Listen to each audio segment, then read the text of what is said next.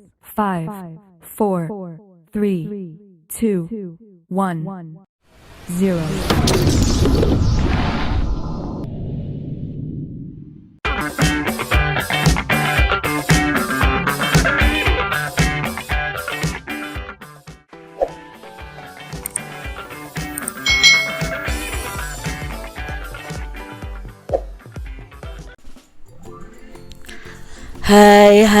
Hai, selamat datang di channel YouTube Kak Citra. Apa kabar adik-adik semuanya? Kak Citra berharap kalian dalam keadaan yang baik, sehat, dan siap untuk belajar ya. Hari ini kita akan belajar bersama-sama untuk mata pelajaran tematik kelas 4. Kita belajar di tema 8 nih, daerah tempat tinggalku. Subtema 2, keunikan daerah tempat tinggalku, pembelajaran yang keempat.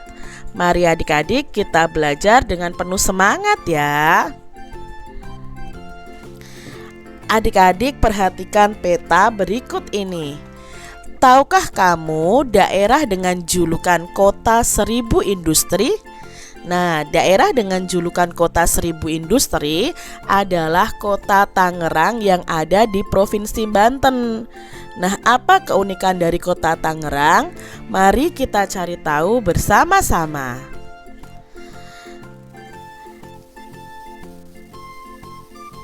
Tangerang merupakan kota unik dilihat dari kegiatan ekonominya. Nah, kegiatan ekonomi masyarakat dapat dilihat dari hadirnya pasar tradisional yang terletak di Jalan Kisamun, Kota Tangerang, hingga berdirinya banyak pabrik di Tangerang. Tangerang ini dijuluki kota 1000 industri karena merupakan pusat industri di Pulau Jawa. Di Tangerang ini adik-adik berdiri lebih dari 1000 industri atau 1000 pabrik. Nah, banyak perusahaan-perusahaan internasional yang memiliki pabrik di kota ini. Selain keunikan pada kegiatan ekonomi, Tangerang ini memiliki keunikan dari bangunan-bangunan lama yang masih berdiri sampai sekarang. Nah, adik-adik, ayo kita lakukan kegiatan berikut ini. Cari tahu pekerjaan masyarakat Kota Tangerang, lalu kalian bisa tuliskan di buku tulis kalian adik-adik. Nah, beberapa pekerjaan masyarakat di Kota Tangerang, ini G-nya cuma satu ya adik-adik ya.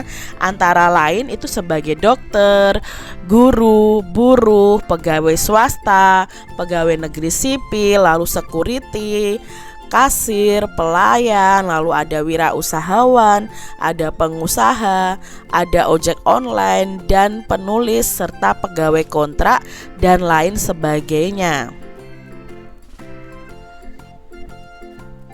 Di Kota Tangerang banyak sekali bangunan tua.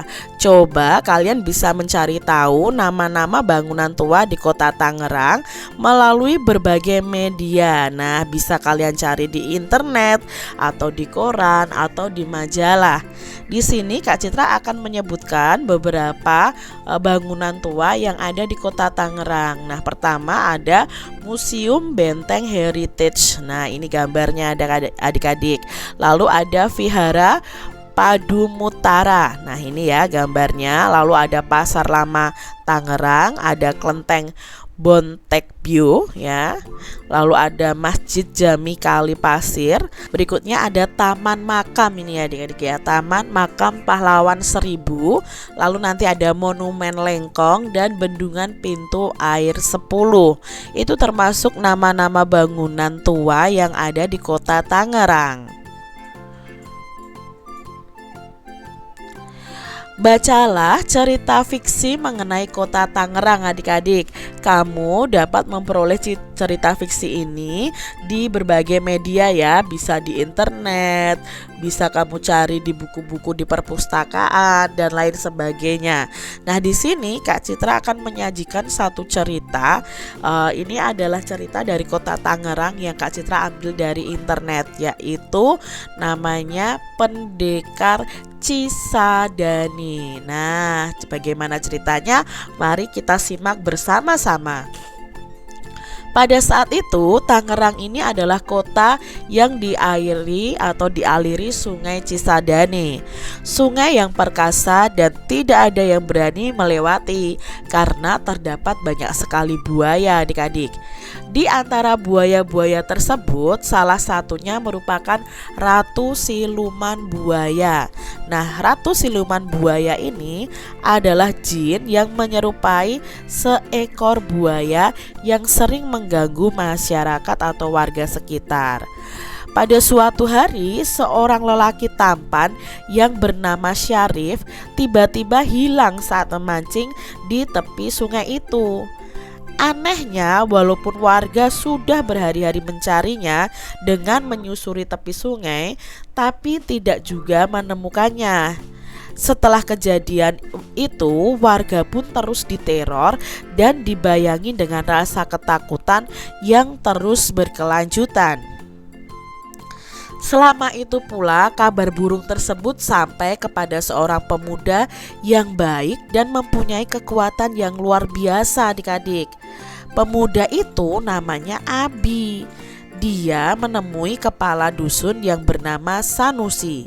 Singkat cerita nih, si Abi ini siap membantu menyelesaikan masalah yang ada di desa tersebut. Dengan semangat dan tekad yang kuat, Abi langsung menuju ke tepian sungai. Kemudian tanpa sengaja ia bertemu dengan seorang perempuan yang cantik nan ayu. Nah, perempuan itu sedang duduk di pinggiran sungai. Abi merasa iba kepadanya dan menghampiri perempuan itu. Abi tahu perempuan tersebut itu sebenarnya adalah jelmaan dari Ratu Siluman Buaya. Abi pun berhati-hati dalam menghadapi siluman itu.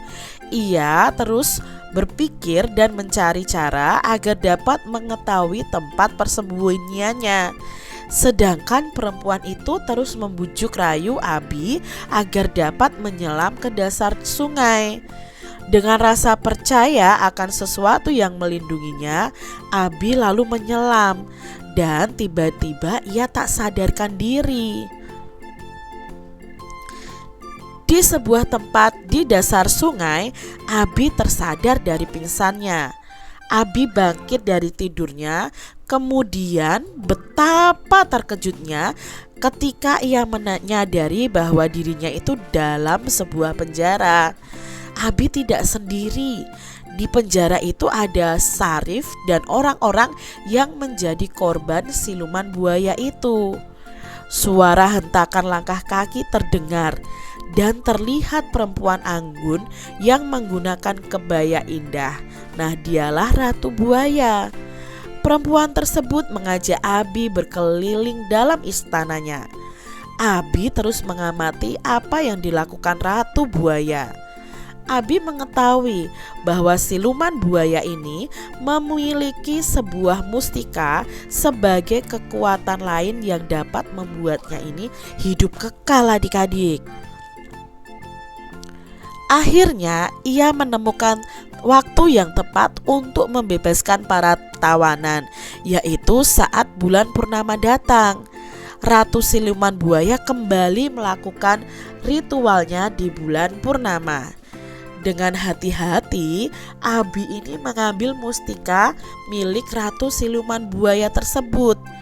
Abi dan para tawanan lain pun berhasil keluar dari gua siluman itu. Masyarakat desa di tepian sungai Cisadane pun menyambut gembira karena Abi dapat membebaskan para warga yang menghilang di sungai itu. Setelah berhasil menyelamatkan para warga, Abi menitipkan pesan kepada warga yang tinggal di sekitar Sungai Cisadane agar selalu menjaga kelestarian sungai ini, karena sungai ini adalah sumber kehidupan bagi semua makhluk. Itu tadi adik-adik cerita tentang pendekar Cisadane. Nah, menceritakan tentang apa cerita fiksi yang kamu baca tadi? Nah, cerita fiksi tadi bercerita tentang perjuangan Abi yang membebaskan warga sekitar Sungai Cisadane dari Ratu Siluman Buaya ya, siluman buaya. Lalu berikutnya, adakah tokoh dalam teks yang kamu baca? Lalu jika ada, nama tokohnya dan perannya itu apa? Nah, ada ya adik-adik ya. Tadi tokoh utamanya adalah si Abi dan Ratu Siluman Buaya. Nah, tokoh tambahannya siapa?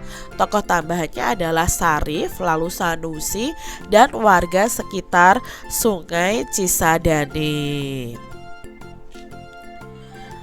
Tangerang sebagai kota industri banyak berdiri pabrik. Di antaranya ada pabrik sepatu dan pabrik ban adik-adik. Nah, ini adalah pabrik sepatu, pabrik ban, ini pabrik sepatu. Ya, ini berada di kota Tangerang.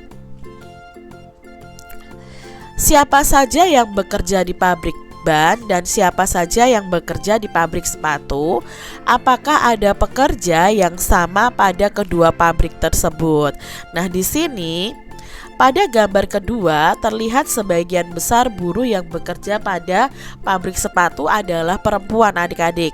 Namun di sana juga terlihat ada beberapa pekerja laki-laki. Pada gambar yang pertama terlihat bahwa pekerja di pabrik ban itu didominasi oleh laki-laki. Kesamaan pada kedua gambar adalah adanya pekerja laki-laki pada kedua pabrik tersebut. Nah, industri adalah suatu usaha atau kegiatan pengolahan bahan mentah atau barang setengah jadi menjadi barang jadi adik-adik. Nah, barang hasil industri ini memiliki nilai tambah untuk mendapatkan keuntungan. Nah, adik-adik, adakah di sekitar tempat tinggalmu industri penghasil barang atau benda? Jika ada, kalian bisa sebutkan nama industri yang dijalankan, lalu siapa pekerjanya dan pekerjaannya ya adik-adik ya. Lalu tuliskan pada buku kalian masing-masing. Di suatu tempat kerja, seringkali kita jumpai banyak pekerja dengan berbagai spesialisasinya. Sebagai contoh di rumah sakit. Di rumah sakit itu ada dokter, ada perawat, ada ahli gizi, satpam, sopir, dan juru masak. Demikian juga spesialisasi pekerjaan di sekolah.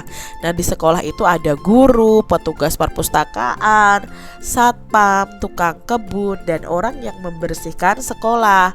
Pekerja dan pekerjaan pada suatu tempat kerja tentu beragam. Bukan hanya pekerja dan pekerjaan, siswa di sekolah itu tentu juga beragam adik-adik. Ada siswa yang suka berolahraga, ada yang suka menari, suka pelajaran sains atau IPA, ada yang suka menggambar, ada yang suka membaca, dan masih banyak lagi. Nah, setiap siswa itu mempunyai karakter yang berbeda juga. Ada yang mungkin pemalu, ada yang pendiam, ada yang pemberani, dan masih banyak lagi. Nah, keragaman siswa pada suatu sekolah hendaknya disikapi dengan positif. Jadi kalian walaupun beragam tetap harus rukun, tetap harus saling menghormati dan menghargai adik-adik. Apa manfaat dari keragaman karakteristik di sekolah bagi dirimu? Apa nih adik-adik manfaatnya bagi kalian? Nah, mungkin manfaatnya banyak sekali. Jadi Di sekolah terdapat teman-teman yang memiliki keragaman fisik yang berbeda, misalnya tinggi badan. Nah, apabila kita tidak dapat mengambil benda di tempat yang tinggi, kita itu dapat meminta bantuan teman yang lebih tinggi daripada kita. Selain itu, apabila kita memiliki teman yang berasal dari daerah lain, kita akan kaya dengan pengetahuan adik-adik. Kita dapat mengetahui informasi tentang daerah asal teman kita, misalnya saja tentang adat istiadatnya, keunikan daerahnya, makanan khasnya, dan bahasa daerahnya. Jadi adik-adik, dengan segala keragaman karakteristik yang ada, kita itu akan saling melengkapi ya. Dari segala sesuatunya itu akan saling melengkapi satu dengan yang lainnya. Bagaimana sikapmu terhadap temanmu yang pendiam, adik-adik? Nah, sikapmu terhadap temanmu yang pendiam seharusnya kamu mendekatinya, mengajaknya bermain ya, mengajaknya ngobrol, berbicara, tidak malah menjauhinya, adik-adik. Bagaimana sikapmu terhadap teman yang berbeda agama? Nah, untuk teman yang berbeda agama ya sama, kalian harus menghargai dan menghormati teman tersebut, misalnya dengan mempersilahkan dia beribadah sesuai ajaran agamanya. Tetap berteman dengan mereka yang berbeda agama, saling menghormati, saling menghargai, itu harus kalian junjung tinggi adik-adik, walaupun ada perbedaan. Bagaimana sikapmu terhadap teman yang berasal dari daerah lain? Nah, untuk yang berasal dari daerah lain ya sama ya. Kita harus menjalin pertemanan dan bermain dengan mereka. Memiliki teman dari daerah lain itu akan memperkaya kita dengan segala pengetahuan tentang daerah tersebut. Jadi tetap jaga kerukunan kalian ya adik-adik. Demikian tadi adik-adik pembahasan kita di tema 8, subtema 2, pembelajaran yang keempat. Semoga video pembelajaran ini bermanfaat untuk adik-adik semuanya, dan sampai jumpa lagi di video pembelajaran Kak Citra selanjutnya. Tuhan memberkati. Jangan lupa tekan tombol subscribe, lalu tekan loncengnya, tekan juga tombol like, lalu share ke media sosial kalian. Jangan lupa untuk ikuti media sosial Kak Citra. Terima kasih.